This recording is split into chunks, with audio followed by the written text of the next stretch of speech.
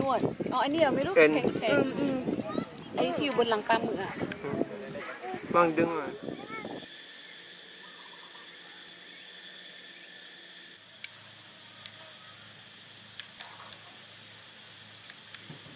อันนั้น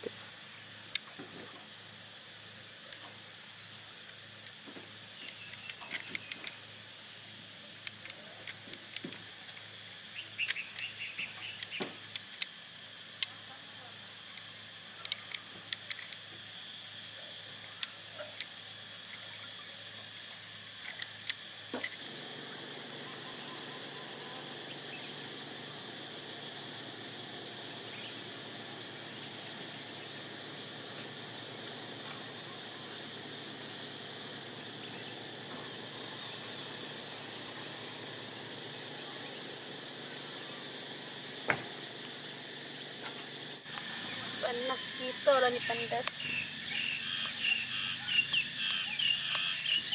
boleh balik dah sudah nih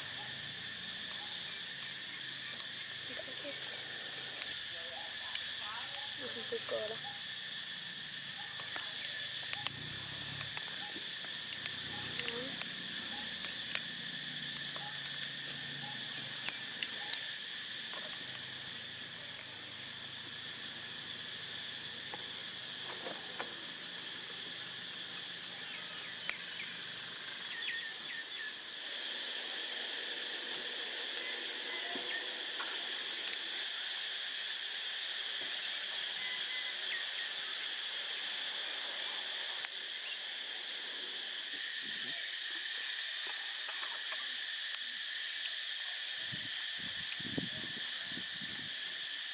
halak lagi deh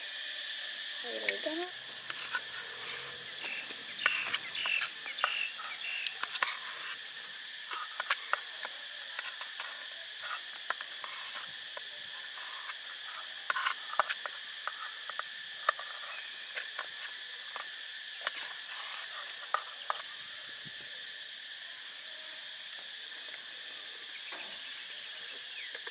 mete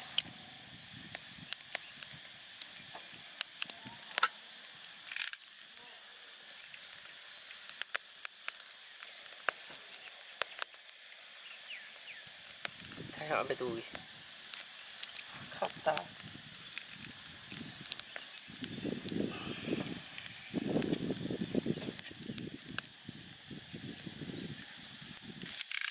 นี่เราว่าสอง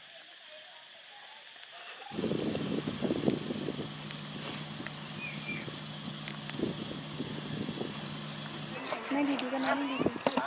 โอ้ลมเย็นสบายkita dulu bisa kata lagi kita buat karet juga karet kalau kata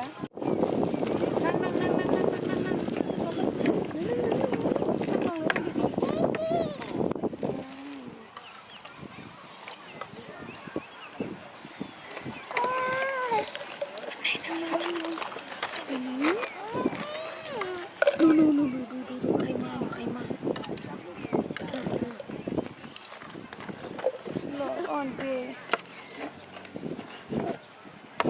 ya juga ada bedaan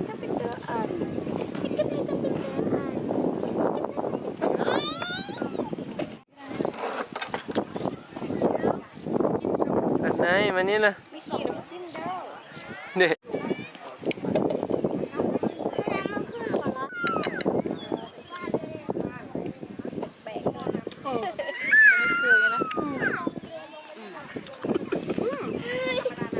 นะอันนี้คืออะไรบ้างนะ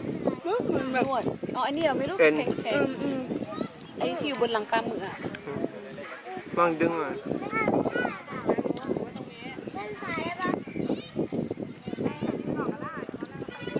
หนวดก็อร่อยนะตอนร้อนๆอร่อยหนวดใช่นุ่มมากเลยนุ่มอีก